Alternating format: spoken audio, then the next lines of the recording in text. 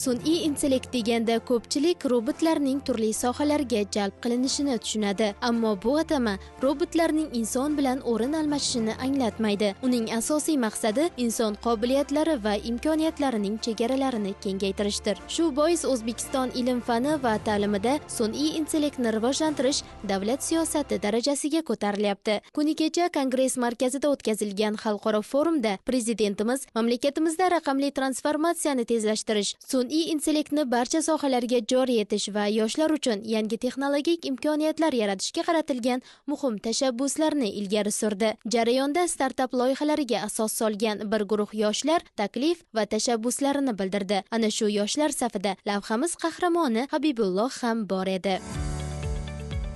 Bugun yurtimizda yoshlarning zamonaviy ilm-fan va yuqori texnologiyalarni chuqur o'rganishlari uchun keng sharoitlar yaratilyapti. Bunday imkoniyatlardan unumli foydalanayotgan yoshlardan biri Habibulloh ham o'zining mehnati va harakatlari natijasida Karmon AI platformasiga asos solgan.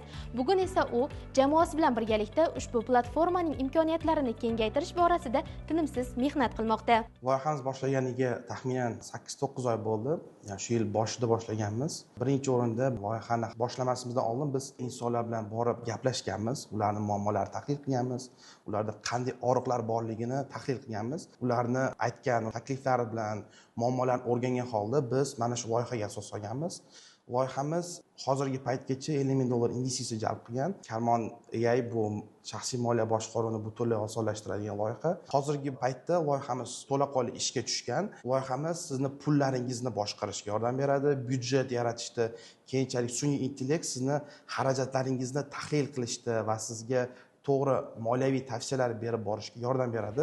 Habibulloh hozir 21 yoshda. Joriy yil u Toshkent shahridagi Inha universitetining kompyuter va axborot muhandisligi yo'nalishini grant asosida tamomladi. Universitet menga bilim berish bilan birga kelajakda kim bo'lishimni anglashimni ham o'rgatdi. Talabalik yillarida yaratgan kichik loyihalarimdan olgan tajribalarim bugungi kunda xalqaro maydonga chiqayotgan platformamga asos solishga zamin yaratdi, deydi suhbatdoshimiz. IT yo'nalishida 15 yoshdan beri faoliyat olib kelaman. Inha universitetiga kirganman 16 yoshimda. Mobil ilovalar ustida ishlaganman. 30 dan oshiq mobil ilovalar ishlab chiqqanmiz. Inhada har yili, har semestr qandaydir loyiha bilan shug'ullanasiz. Creative engineering design degan fanimiz bo'lgan va u fanda biz juda ham innovatsion loyiha ishlab chiqqanmiz. Baland binolarni oynasini tozalash uchun biz magnitli oyna tozalagich yaratganmiz. Ikkinchi kursda esa biz computer vision yordamida studentlarni darsga kelib ketishini, keyinchalik darsda qanchalik aktivligini aniqlaydigan loyiha ustida ishlaganmiz.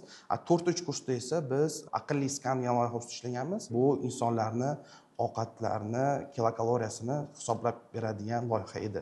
Texnologik innovatsiyalar va sun'iy intellekt yechimlariga asoslangan mahalliy startaplar orasida alohida o'rin egallayotgan Karmon AI platformasi bir qator xorijiy davlatlarni ko'rgan. Sababi Habibulloh va uning jamoasi xalqaro maydondagi yirik anjumanlarda ishtirok etib, loyihaning taqdimotlarini o'tkazishmoqda. Loyihamiz hozirgi paytda nafaqat O'zbekistonda, balki 170 davlatda yuklab olish imkoniyati bor. Bu loyihamiz hozirgi paytda 4 ta tilda ishlaydi, ya'ni bemalol boshqa tillarda ham ishlatish imkoniyatini yaratganmiz. Bu arab tili, ingliz tili va rus tilida loyihani ishlatishingiz mumkin. Albatta o'zbek tilida. Loyihamizni ko'p joylar taqdimot qilganmiz. AQShda onlayn taqdimot qilganmiz. Bu yerda ham loyihamizni nima muammolarga yechim berishini, ya'ni biz u bozorga kira olamizmi, kira olish uchun qanday to'siqlar borligini aniqlaganmiz. Qozog'istonga borib yaqinda biz taqdimot qilib kelganmiz.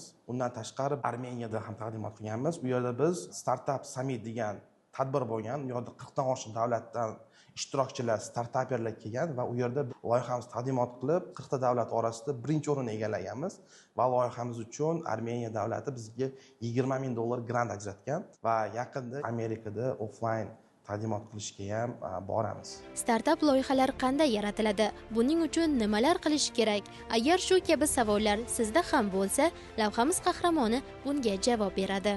Startup bu bozordagi bor muammoga innovatsion yechim deb bilaman. Hozirgi paytda men nima tavsiya berardim? Bu yo'nalishda agarda faoliyat boshlamoqchi bo'lsangiz, avvalambor shunga oid bo'lgan yo'nalishni o'rganish, keyinchalik bozorni tahlil qilib, keyin boshlashlarni tavsiya berardim. Va ikkinchi tavsiyam bu ustoz, mentor topish. Startap dolzarb bo'lishi kerak, ya'ni xalqni haqiqiy muammolariga yechim topib beradigan loyiha. Startapning maqsadi ham shu, insonlarni hayotini osonlashtirish va ularga muammolarini yechishga yordam berishdir. Hozirgi paytda biz qattiq mehnat qilyapmiz va yaqinda eng qiziqarli yechimlarimizdan biri o'sha dasturchilar hozirgi paytda ishlashyapti. Birlashgan guruhlar yechimi. Bu ham bir eng unikal yechimlardan bittasi. O'zbekistonda hali bunday yechimlar yo'q. Bu qanday yechim desangiz, siz o'z moliyangizni do'stlaringiz bilan yoki oila a'zolaringiz bilan yoki biznes partnyorlaringiz bilan bir ilova yordamida boshqarishingiz mumkin bo'ladi. Hozirgi paytda yurtboshimiz tomonidan aholini bandligini ta'minlash, kambag'allikni kamaytirish bo'yicha loyihalar ishlab chiqilgan. Shu yo'nalishda Karmon AI ham insonlarni moliyaviy intizomini shakllantirishga yordam beradi. G'oya bor joyda imkoniyat ham topiladi. Muhimi uni amaliyotga aylantira olish. Habibullohning startap yo'li shuni ko'rsatadiki, texnologiya faqat bilim emas, balki tashabbus va qat'iyat talab etadi. Quvonarlisi, bugun bunday ruh, bunday intilish ko'plab yoshlarimizda bor. Demak, yangi g'oyalar, yangi loyihalar va eng asosiysi, yangi muvaffaqiyatlar hali oldinda.